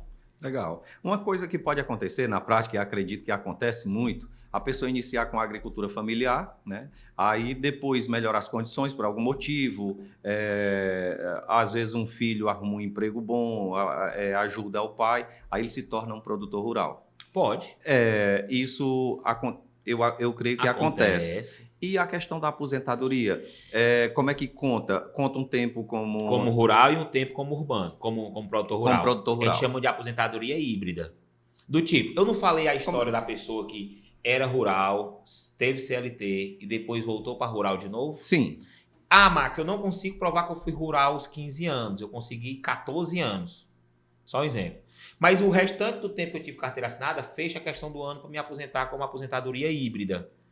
Você pode sim somar os dois e você vai ter ali a aposentadoria híbrida, que a gente chama, né? Os 2 tempos. Mas aí, ou seja, quem for fazer o seu planejamento previdenciário, ele vai, em regra, um advogado, ele vai ver lá se é melhor você passar mais 1 ano como rural para se aposentar ou se já dá para fazer a aposentadoria híbrida para você. O advogado, procurando um advogado, ele já orienta, Procura um advogado da sua confiança, que para mim hoje, assim, a assessoria jurídica é ato privativo do advogado, né? Mas assim, você ter hoje um advogado de confiança, ter uma pessoa que você possa tirar a sua dúvida, consultar, é o melhor caminho. Por quê? Porque você passa a ter um planejamento. Um serviço como esse que você está ofertando aqui, um podcast com a questão de direito jurídico, é algo importantíssimo. Por quê? Porque muita gente que está em casa, às vezes, diz assim, eu estou na dúvida, eu não tenho dúvida e tal, e às vezes tem vergonha de ir procurar um advogado, tem medo de um advogado ser caro, tem medo de um advogado não querer responder. Aí eu digo assim, não tem esse medo, mas esse serviço que você está fazendo aqui, ele é importantíssimo porque muita gente pode tirar a sua dúvida nesse momento que está assistindo aí. Legal. E para o pessoal que são insalubres, por exemplo, insalubridade, recebe insalubridade, tem também o lance, porque antes era 25 anos, né? Era dependendo da insalubridade. Dependendo da insalubridade, exato. Assim, quem exerce atividade insalubre tem um documento que é muito interessante, nós estamos saindo agora do rural, tem calma, né? Para não pensar que é o rural insalubre. Nós vamos voltando lá para o urbano de novo, né? É urbano, já. Ou seja, ou o seletista, alguém. Isso. Se ele exerce atividade insalubre, ou seja, aquela pessoa que... Bora botar ele dentro da roça, né? Vamos botar ele. É uma pessoa que trabalha numa fazenda, que, exemplo, em Sobral nem tem tanto, mas tipo, em Tianguá, nós temos muitos produtores rurais, né? Tem um pessoal que produz maracujá, produz... tomate, que a pessoa é um empregado. Então, ou seja, mas ali ele usa defensiva agrícola, ele usa produtos químicos. Aí o que acontece? Essa pessoa ela tem direito a receber o adicional de insalubridade. Só que o INSS não vai olhar a carteira dela. Ele vai olhar um documento chamado PPP. 3 Pzinhos junto, PPP. Esse PPP é que vai dizer qual era o grau de insalubridade que você exercia, se a atividade realmente era insalubre. E aí, ao invés de você ter lá seus 35 anos de contribuição, vai ser 25, porque exerceu atividade insalubre. Entendeu? Mas a idade mínima é necessária. Idade mínima, ela vai ser necessária, mas a pontuação dela, por causa de atividade insalubre, ela vai ter um fator que incide, que ao invés dos 35, vai baixar para 25. Mas o importante, a dica é, guarde os PPP. Quem é vigilante armado não é o vigia, é o vigilante armado. Porque existe a diferença entre vigia e vigilante armado. O vigia não tem direito à periculosidade, o vigia. E o vigilante armado tem. O que anda no carro forte é o vigilante armado. Aquele que usa arma no banco, tá? Vigilante armado. Ele tem direito, sim, à aposentadoria especial, ou seja, porque ele tem a periculosidade, e ele tem que guardar o PPP. Ou seja, o seu perfil pedagógico profissional. Ou seja, que é um nomezinho diferente, né? Porque eu disse que eu não ia fazer juridiquês aqui, mas é o PPP. Ele tem que guardar aquilo ali. Não tem uma forma de simplificar, não, né? Tem não. Mas assim, essas pessoas, ela guarda, porque quando ela for pedir, exemplo, você tem um direito à aposentadoria especial, né? Quando você for se aposentar novo. Por garotão. Por isso que eu quero ser advogado, para quando eu tiver aposentado, é advogado. Já, mas... Pois mas a questão do direito do agricultor numa cidade como Frecheirinha é muito importante. Tanto é importante para a nossa economia, né? Porque gera um dinheiro, gera uma circulação financeira no comércio, né? A gente tem uma músicazinha, né? Que até não vou fazer propaganda aqui de uma marca de moto, né? Uhum. Que a avó comprou uma moto X pro neto, e a gente sabe que isso acontece. Mas que essa agricultura ela precisa ser muito bem cuidada, né? Eu acredito assim, se você é filho de um agricultor, se você é mais esclarecido, tome esse cuidado, porque o agricultor geralmente ele é mais leigo, ele não se preocupa em guardar documento, ele não se preocupa, você tira o seguro safra, ele quer saber do dinheiro que caiu na conta dele. Ah, Max, meu pai não guardou, eu consigo ainda resgatar esse documento? Sim. A União ela tem esses bancos de dados. Então, procura ali a Secretaria de Agricultura do seu município para saber se você consegue esse comprovante. No próprio sistemas do governo, você consegue esses documentos. Aí você já tira logo, já guarda, que é para não precisar lá na frente tá doido atrás de documento, né? Que é o que a gente vê muito. Porque aí é complicado. E é só o que se vê. É muito comum as pessoas, tá faltando documento, tá, onde é que eu pego? Corre um... Exatamente. Inclusive na área rural, eu já vi pessoas indo atrás. Não, eu já plantei em terreno não sei de quem, tem que ver o terreno. Aí do tipo, você não precisa também ter um terreno. Você pode ter plantado um terreno de outra pessoa sem problema nenhum. Você pode ser um comodatário. Você pode, do tipo, o meu pai tem fazenda.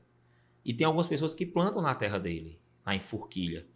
O que é que ele faz? A pessoa planta batata, Ele quer a rama da batata para o bicho, para os gado dele. A pessoa planta milho, ele não quer o milho, ele quer a rama do milho, ou seja, É chamado de forragem. É a forragem para o gado. É. O papai faz uma troca com isso, entendeu? Quem planta na beira do açude dele, o pessoal tem uma área lá de plantio e ele faz essa permuta. Aquele pessoal que está plantando, eles são agricultores. Meu pai não está pagando ele, que ele não é funcionário, e nem eles têm aquilo como atividade comercial. Aí o que é que acontece? A única coisa que você tem que fazer é certificar que você vai documentar aquilo. Como? Você faz um contrato de comodato, pode ser feito depois. E hoje o INSS ele aceita isso, né? O parceiro, o comodatário, o empréstimo da terra, entendeu? Tem vários tipos, não precisa você ter literalmente você ser dono de uma terra para você ser rural, não, entendeu? Você pode, também tem esse lado que você pode utilizar a terra de um terceiro, né? Até afinal de contas, a gente sabe que muitos agricultores são pobres, não tem nem dinheiro, às vezes não tem dinheiro para comprar uma terra. Verdade. É uma realidade. E vindo aqui para o que mais tem em Frecheirinha, que é o seletista comum. Eu não sei se posso usar essa nomenclatura, seletista comum, que é o seletista que não é insalubre, não. Sim. O CLT. O seletista é seletista. Seletista. Seletista sem nenhum não, adicional, né? Não vamos acrescentar nem. Exato. Então, o seletista da fábrica de lingerie, por exemplo, Frecheirinha tem. Eu não vou dizer número porque eu não sei exatamente, mas acredito que. Eu acho que dá mais de 2.000, dá muito mais. Né? Eu vou dizer, Carteira assinada. Você sabe que eu não sou daqui, mas eu hoje sou frecheriense, né? Eu tenho cidadão frecheriense. Inclusive, parabéns, viu? E eu tenho há muito, mas eu tenho há muito tempo que eu sou casado com uma pessoa que é daqui, que é a família é daqui, né? Que é a Tainá, neta da Dona Rosa, ali do posto Frei Anastácio, do mestre Carlos, do finado mestre Carlos. E o que a gente vê, o que eu sempre admirei aqui foi isso. Como a indústria da lingerie, ela movimenta essa cidade. Isso é muito bom. Porque às vezes a gente vê um município pequeno, como aqui em torno de 17 mil habitantes, 16.500, 17 mil habitantes, e aí todo mundo vivendo ou do Bolsa Família ou do rural. Isso não é saudável. Agora aqui a gente tem uma massa industrial muito grande. Aí você me pergunta, esse pessoal, quais são os principais direitos dele? O que é que eles têm mais direito? Pessoal, assim, existe em todo piso de fábrica a questão da produção ser em massa. Então, assim, do tipo, a pessoa que está fazendo lingerie, ela está ali todo tempo nesse movimento, ó. Certo? Vamos supor, né? Repetitivo, Exemplo, né? Movimento repetitivo. Aí ela desenvolve, às vezes, uma bursite, uma ler. Então, o patrão tem que estar preocupado com isso. Hoje, nós temos as ginásticas que é feito pelas empresas, que é uma obrigação hoje que essa ginástica ela seja feita com seus colaboradores. Para quê? Para quebrar esse movimento. Da mesma forma, é a cadeira que o funcionário está sentando. A cadeira ela tem que ser adaptada para aquilo ali. Do tipo, eu aqui estou numa cadeira acolchoada, cadeira boa, né, bonita, e numa altura certa, certo? Então, se eu estivesse trabalhando, você tinha me dado um conforto bacana.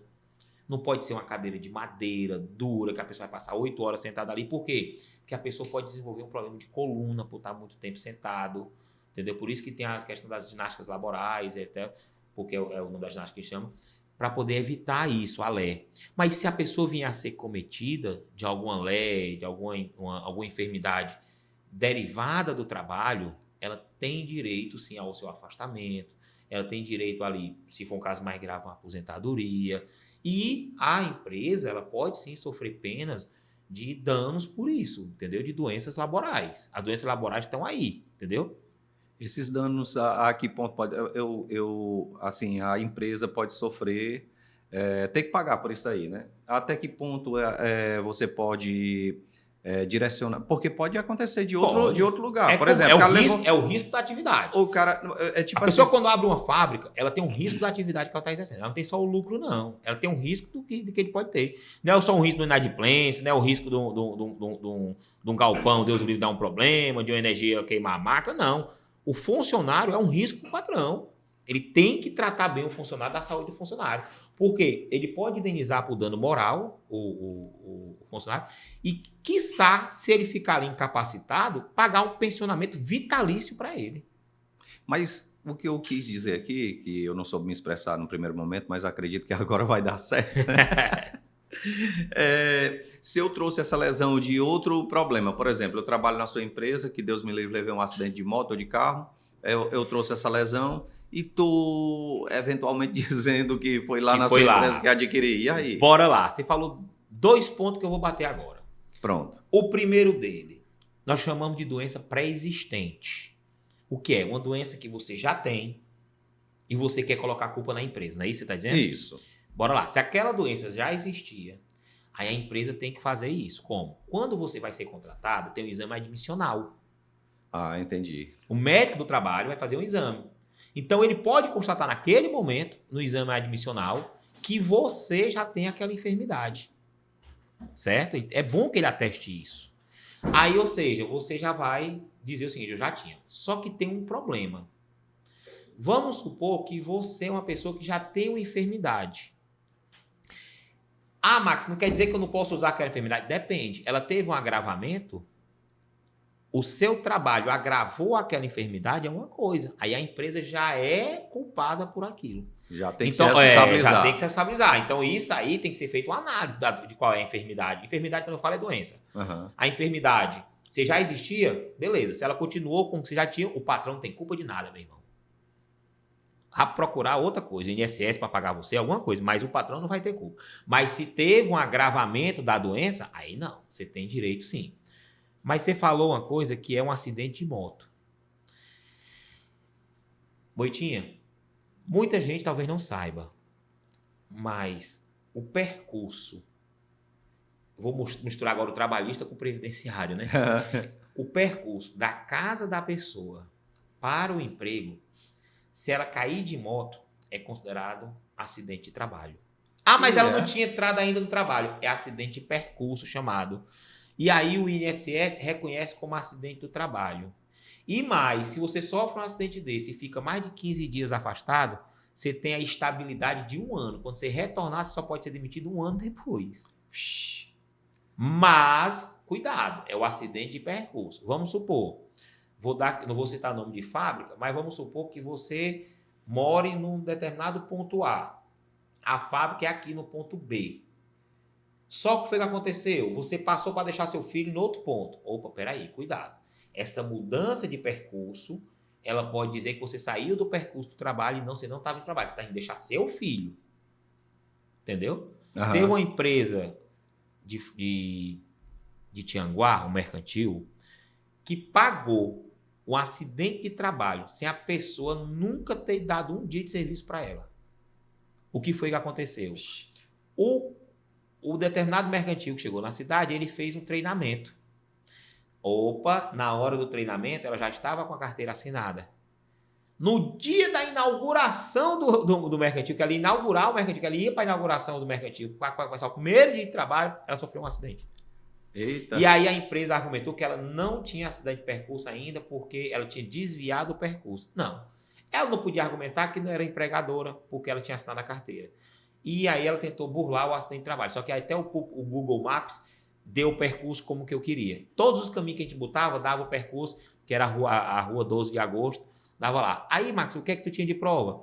Olha lá, o SAMU socorreu a pessoa. Eu tinha o prontuário do SAMU, dizendo que tinha sido um acidente de moto na rua X. Qual é o horário, Maximane? 6h15 da manhã. Ela ia entrar às 6h30. 15 minutos antes. Não pode ser um acidente de percurso se você mora perto da cidade, 1h30 antes, 2 horas, aí não. Quem é que precisa chegar 2 horas antes para ficar esperando na porta da... Não tem lógica, empresa, né? Entendeu? Aí, ou seja, porque o INSS reconhece que é acidente de percurso, acidente de trabalho, a CLT também reconhece. E aí, ou seja, você tem direito ali à estabilidade. Então, assim, por que eu vejo isso? Porque muita gente aqui trabalha, mora em Ubaúna, mora em Araticum, mora em Bela Vista, Cauã, Machado. Tô conhecendo o distrito todinho, viu? Aqui, o distrito, inclusive os outros municípios, né? Porque eu digo muito, Araticum é o Bajara, mas é mais frecheirense do que o bajarense, né? Só tem uma localidade aqui que pouca gente sabe, a Macaxeira. Você sabe onde é a Macaxeira? Rapaz, só dentro do prato. Eu só sei macaxeira dentro do prato. Frita. Ah, é bom demais, é doido. Onde é essa macaxeira? Agora eu fiquei curioso. A Macaxeira é lá perto da vila, do Pavão ali, antes de chegar no Pavão à esquerda. Entra ali no posto de saúde, é? Do Pavão tem um posto de saúde.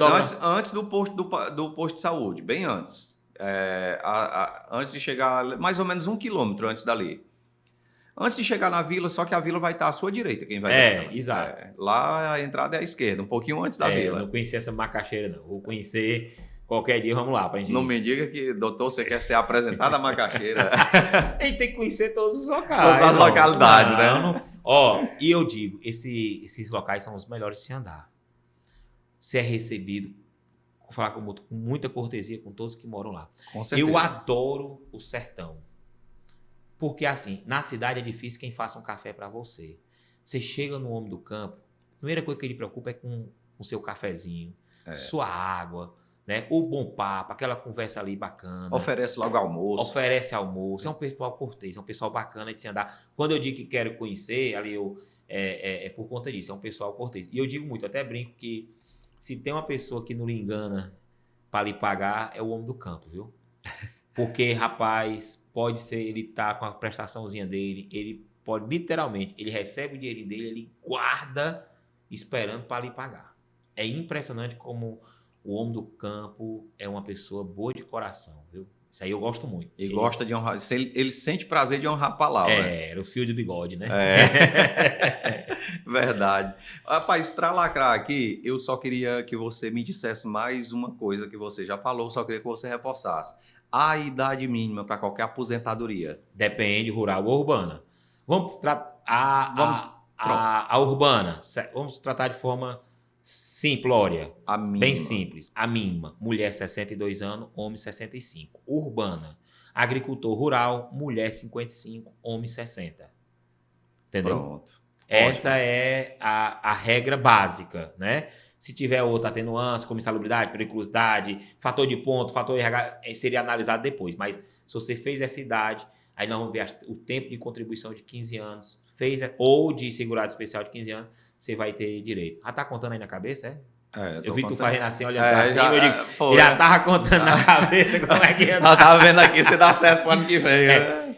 Boitinha, me permita falar só uma coisa com os aposentados. Sim, fique à vontade. Nós vimos agora estourar, né? Está estourando aí muita coisa, mas estourar nas mídias, a questão dos descontos dos aposentados. E eu seria injusto se eu não tratasse isso de forma bem resumida, de forma bem simples, com a pessoa lá que tem um aposentado dentro de casa, né? Com um aposentado. Porque a maioria dos aposentados, Moitinho, ganha um salário mínimo, 1.518. Maioria, grande maioria. O rural só se aposenta com 1.518, para você ter ideia. Então, assim, ele não tem como se aposentar com 7 mil, com 6 mil, não tem, é 1.518. Aí ainda vem uma associação, faz uma contribuição fraudulenta dele e tira aquela contribuição, né? O governo lançou aí um projeto que é justamente para poder devolver esse dinheiro. Mas, assim, esse aí até que está se resolvendo.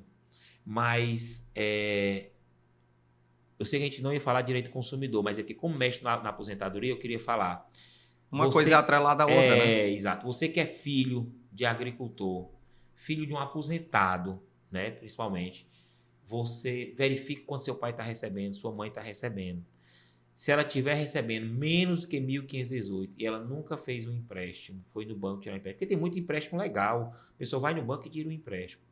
Mas tem muito empréstimo fraudulento, entendeu?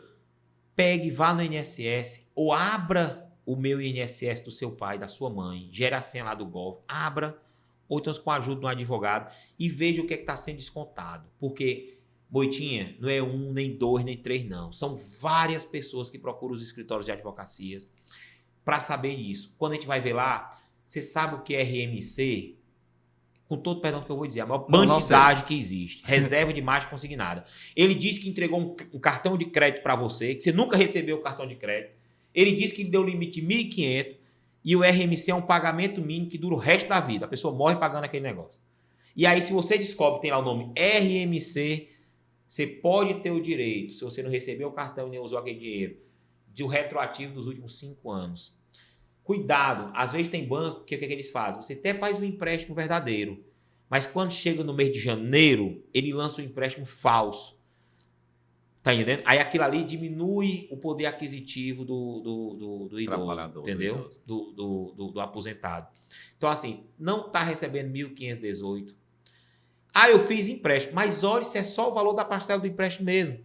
Justamente por isso, porque você pode ter o direito de ter a restituição daquele valor que foi descontado, bem como você pode ter, às vezes, até um dano moral, né, pelo desconto indevido ali. E outra, se ele descontou 100, o juiz pode condenar ele a lhe devolver 200, porque o Código de Defesa do Consumidor diz que tudo aquilo que você paga e que você não contratou, você tem direito à restituição em dobro.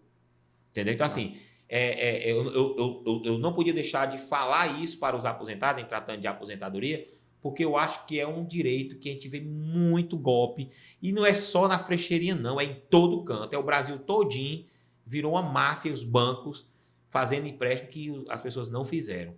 E, às vezes, eles são tão, vamos dizer assim, para não falar a palavra moral, eles tiram do empréstimo e tiram da conta ainda. No extrato tem lá, empréstimo. Você não tem empréstimo, como é que você tem um desconto? E mais, vou atingir os bancos agora, né? De novo. Você que é aposentado, aliás, qualquer correntista de banco, você não é obrigado a pagar a taxa de manutenção do banco, não, Moitinha. Eu pensei que era obrigado. Não. Você pode ir no guichê do banco. Rapaz, você tem uma conta corrente. Você pode ir no...